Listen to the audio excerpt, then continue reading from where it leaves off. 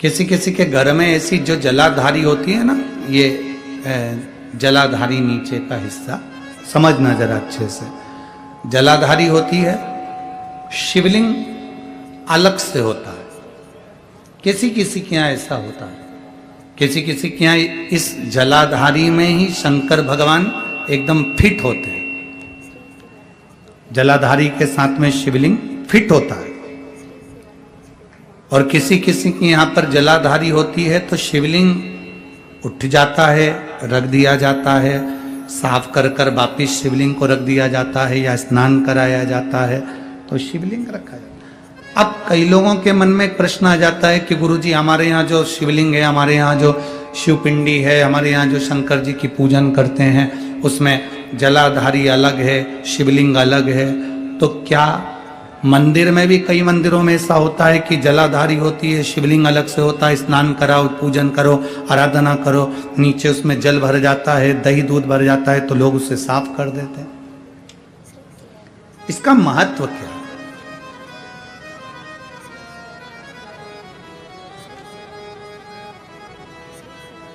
पहले तो अच्छे से समझ लो उसको।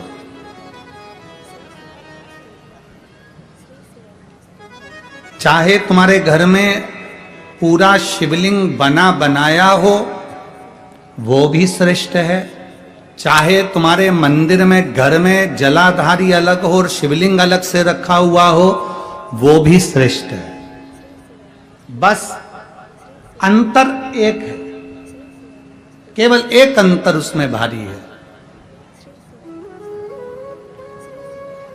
कौन सा अंतर भारी है? कि जो शिवलिंग फिट है, जो शिवलिंग उसमें लगा हुआ है, उसकी आप आराधना कर रहे हैं, उसमें आप जल चढ़ा रहे हैं, भक्ति कर रहे हैं, आराधना कर रहे हैं, उसका भी फल पूरा मिलेगा। जो शिवलिंग अलग से है, उस जलाधारी पर रखा हुआ है, उसकी आराधना कर रहे हैं, उसका भी फल पूरा मिलेगा। पर अंतर इतना आता है कि जैसे जो फिट शिवलिंग है जलाधारी के साथ रखा हुआ, उस पर एक बेलपत्र चढ़ाई हुई, एक बेलपत्र चढ़ाई हुई हजारों फल देने वाली होती है। जो अलग शिवलिंग अलग जलाधारी होती है उस पर एक बेलपत्र भी अगर हम चढ़ा रहे हैं तो वो सहस्त्र सहस्त्र फलदायी प्रदान कर देती है। उसमें कई लोगों के मन में एक संशय हो जाता है, हमारा नीचे का जो जलाधारी है वो चांदी की है, शिवलिंग नर्मदा के कंकर का। कई बार किसी के मन में आ जाता है कि हमारे यहाँ जलाधारी अलग है पीतल की, शिवलिंग हमारे यहाँ कांच का है, स्फटिक का है, पारद का है या पाषाण का है, तो क्या फल देगा कि नहीं देगा? क्यों नहीं देगा?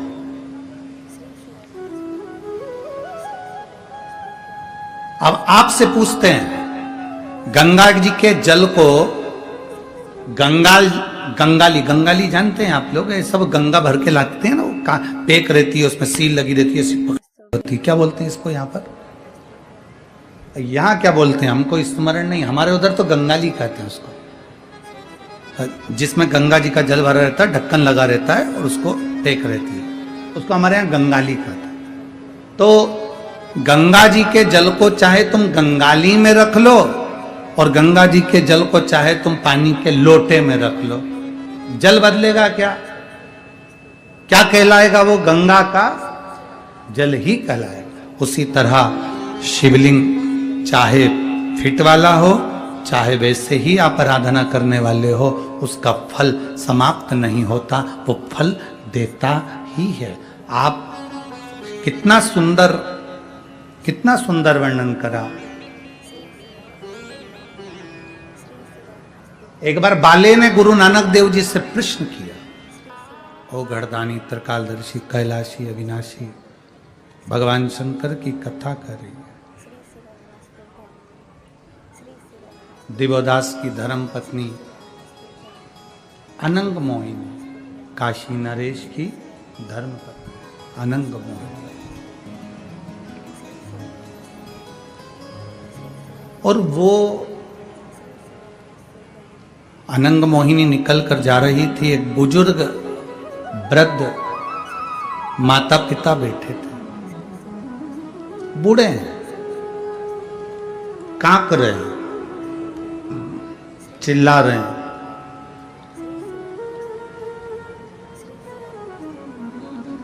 अनंग मोहिनी के कानों में शब्द गया।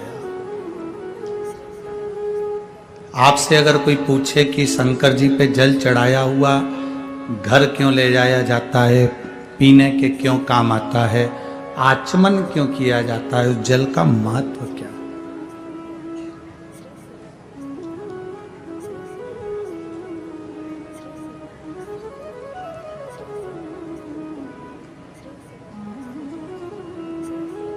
किसी किसी के घर में, किसी किसी शिव मंदिर में विश्वास पक्का है, तेरा भरोसा पक्का है, तेरी दृढ़ता पक्की है, तो ये होकर ही रहेगा। सब कुछ विश्वास कर। ये जायसवाल परिवार में कथा हो रही है। श्री राजकुमार जी जायसवाल इस कथा को लिए हैं।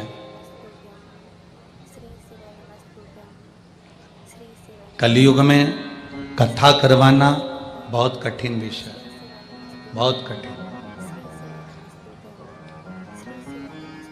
और मैं राजकुमार जी जायसवाल जी को धन्यवाद दूंगा और उनकी धर्मपत्नी सौभाग्यवती श्रद्धा जी जायसवाल जी को धन्यवाद दूंगा कि आप दोनों का जो विश्वास है, आप दोनों का जो दृढ़ता है, इतना विश्वास आपका सालासर बालाजी के प्रति और शिव जी के प्रति इतना दृढ़ी है कि भोलेनाथ को आपके यहाँ कथा करने के लिए आना ही पड़ा। ये भरोसा, ये विश्वास।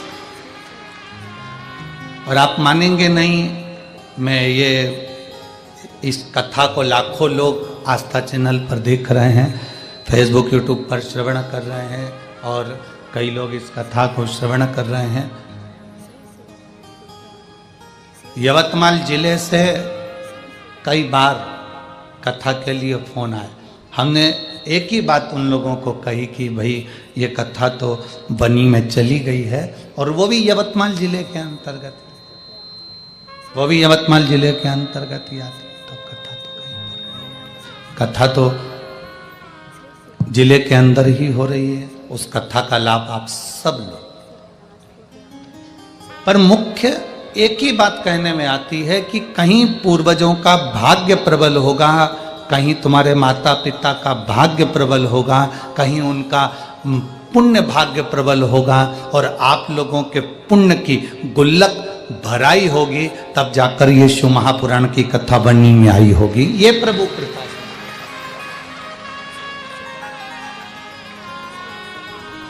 और लाखों की संख्या में पधारे आप सभी भक्तों को भी एक ही बात कहूंगा कि आपके घर में भी ढेरों लोग रहते हैं, ढेरों घर के अंदर लोग निवास करते हैं, पर यदि आप परमात्मा की कथा तक पहुंचे हो, भगवान के भजन तक पहुंचे हो, भगवान की अविरल भक्ति तक पहुंचे हो, तो ये मानकर चलना कि कहीं प्रभु की कृपा हुई होगी, उसकी उदारता हुई होगी, उसकी करुणा हुई होगी, उसकी दया हुई होगी, तो आप इस कथा तक पहुंचे हो। बहुत कठिन है, बहुत कठिन।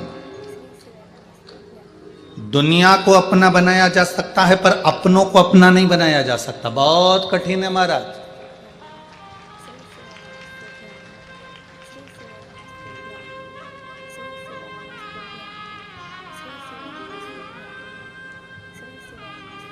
कलयुग में 3 चीजें थीं। कलिकाल में 3 चीजें परमात्मा ने दी थी। पहले नंबर पर दिया था कायदा,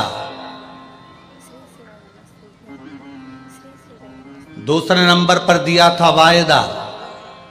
वायदा मतलब जानते हो, वादा। और तीसरे नंबर पर कलयुग में दिया था फायदा। परमात्मा ने 3 चीजें मनुष्य को दी थी कलिकाल में। पहले नंबर पर कायदा, दूसरे नंबर पर वायदा, तीसरे नंबर पर फायदा। अब 2 चीजें कलयुग से चली गई। पहले नंबर का कायदा, ना बड़ों का, ना छोटे का, ना नीचों का, ना ऊंचे का, ना किसी का, ना किसी का, कोई बड़ा कोई छोटा, कोई कैसा, किसी का कोई कायदा नहीं करता। दूसरे नंबर पर वादा, आज के कली काल में कोई वादा नहीं है। कोई तुमसे 10,000 रुपये लेकर चले जाए, तुम वो कह देगा कि हम 15 दिन बाद दे देंगे, कोई वादा नहीं है। महाराज कलयुग में 3 चीजें थी, कायदा, वायदा और फायदा। कली काल में से 2 चीजें चली गई। पहले नंबर पर कायदा चले गया, दूसरे नंबर पर वायदा चले गया। कलयुग में केवल एक चीज रह गई, फायदा। आज का व्यक्ति ऐसा हो गया, उसका फायदा काय में है, बस वो देखता है और उसी के पास जाता है जहां उसका फायदा होना हो।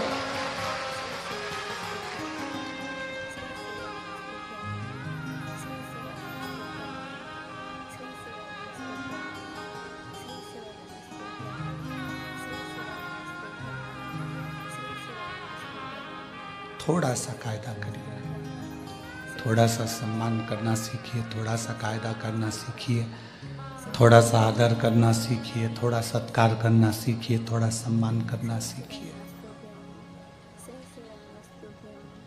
जो वादा किया है उसको निभाने का एक प्रयास करिए। जो वादा आपने किया उसको निभाने का प्रयास करिए।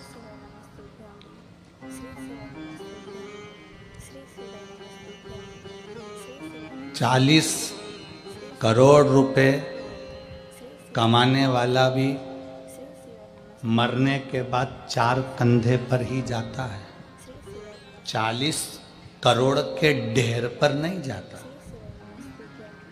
वनी में जाते हो तो बात दूसरी है।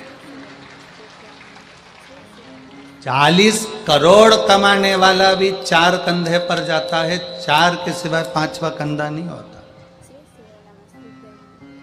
4 के सिवाय 5वां कंधा नहीं होता।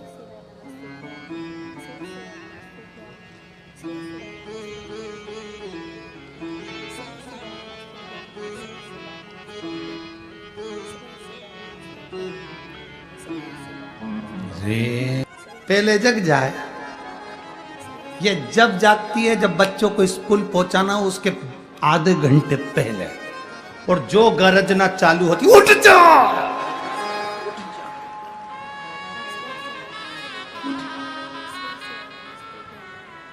बच्चे तो नहीं उठते, पर पास में जो सो रहा है भेरू,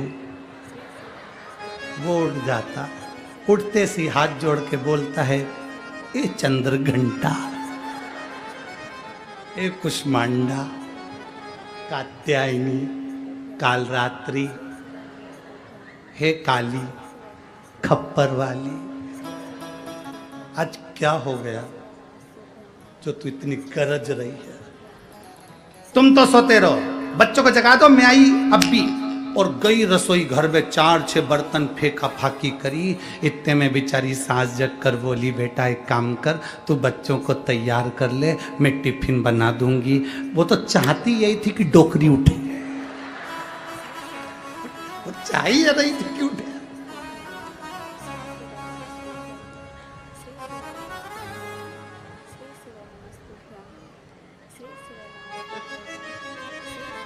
जब तक बच्चे स्कूल नहीं पहुंच जाएं तब तक इतनी चिल्लाए, और बच्चे जब स्कूल पहुंच जाएं तो बच्चे भी घर के पांव पड़ के जाते हैं, हाथ हिला के जाते हैं। माँ बड़ी खुश होती है, मेरे बच्चे मुझे बाय करके गए। बच्चे कहते हैं बाय नहीं करा, 5 बजे तक की छुट्टी। बाय बाय नहीं करा है हमने, 5 बजे तक की छुट्टी है। क्या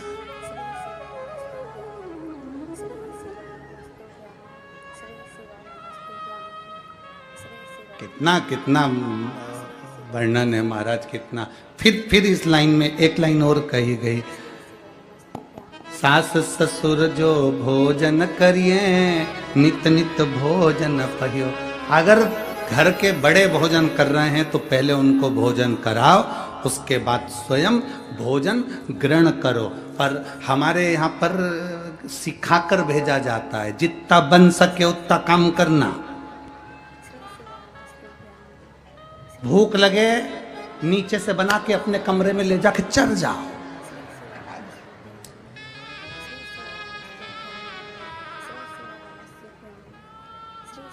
प्रयास करो। कोई घर में भूखा तो नहीं है, प्रयास करो। कोई घर में भूखा तो नहीं है, भोजन कराओ समय की अवस्था के अनुसार। हमारे ब्राह्मण भैया राजकुमार जी जायसवाल जी के यहाँ पर मंडल बना रहे थे, पूजन के जो मंडल होते हैं वो मंडल बना रहे थे। तो उनकी धर्मपत्नी वो श्रद्धा जीजी बाई वो ब्राह्मणों से बोली, पंडित जी मंडल बाद में बनाना, पहले भोजन करके आओ। उन्होंने कहा नहीं, हम पहले मंडल बना देते हैं पूजन के, फिर हम भोजन कर लेंगे। नहीं, पहले भोजन करो उसके बाद मंडल बनाओ। जाओ जरा, हम पहले मंडल बना लेते हैं। नहीं, पहले भोजन करो फिर मंडल। फिर किसी ने पूछा, माता जी आप हमें भोजन करने का बोल रही हो, हम मंडल बना लेते हैं। नहीं, तुम लोग भोजन नहीं करो जब तक हम भोजन कैसे कर लें, इसलिए पहले तुम भोजन कर लो उसके बाद हम भोजन कर लें। ये संस्कार है,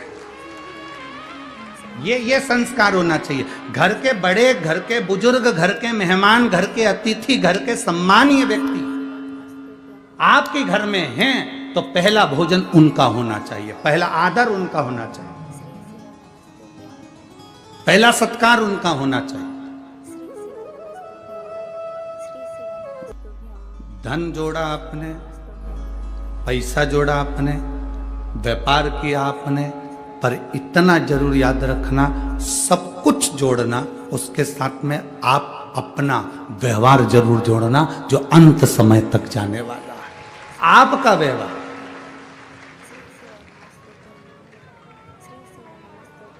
अंत समय तक वो जरूर जाए। और यदि व्यवहार नहीं है तो वो नहीं जाएगा। शिव पुराण कहती है महाराज, भगवान शंकर का चरित्र कह रहा है, भगवान शिव की पवित्र कथा कर रही है। गुरु नानक देव जी नामदेव जी से कहते हैं कि भजन में अगर बल है तेरे, और मैंने तुझे कहा, नामदेव जी महाराज से कहते हैं, नामदेव मैंने तुमसे कहा, ई वे विठ्ठल ऊ वे विठ्ठल, विठ्ठल बिना बहु पार नहीं। हर जगह पर पांडुरंगा विठ्ठल विराजमान है, कण कण में परमात्मा विराजमान है। इसको ढूंढने की जरूरत नहीं है। सुनो नामदेव, तुम जहां बैठकर भगवान का भजन करोगे वहां पर हरि विठ्ठल पांडुरंगा तुम्हारे सामने होगा, भजो। और नामदेव जी ने जो भजना प्रारंभ करा, स्वयं गुरु नानक देव जी खड़े खड़े देखते रहे कि नामदेव जी भजन में इतने लीन हो गए, इतने लीन हो गए कि शंकर भगवान के मंदिर का दरवाजा बदल गया और दरवाजा सम्मुख में हो गया। गुरु नानक देव जी ने नामदेव जी को जगाया और गुरु नानक देव जी नामदेव जी को जगा कर कहते हैं, नामदेव उठो, तुम्हारी भक्ति का बल बढ़ा तो भगवान शंकर का दर्शन तुम्हें पीछे की ओर भी हो गया। ये भक्ति होती है। लोग कहते हैं गुरुजी हम कौन से कलर का कपड़ा पहने भगवान मिल जाएंगे, हम कौन से कलर का कपड़ा धारण करें भगवान मिल जाएंगे, हम कौन सी नदी के तट पर जाकर बैठे भगवान मिल जाएंगे। शिव महापुराण की कथा कहती है, भगवान को पाने के लिए कपड़े बदलने की जरूरत कभी नहीं पड़ती, भगवान को पाने के लिए केवल कलेजा बदलना पड़ता है, परमात्मा तुम्हारे सामने आ जाता है। केवल हमको कलेजा बदलना है, केवल हमको अपना मन बदलना है, केवल हमको अपनी चित्त बदलना है, केवल हमको हमारी वृत्ति बदलना है। विचार और जल ये दोनों गंदे नहीं होना चाहिए। विचार और जल अगर गंदे हैं, जल गंदा है तो आपको स्वस्थ नहीं होने देगा, आप बीमार की बीमार रहेंगे।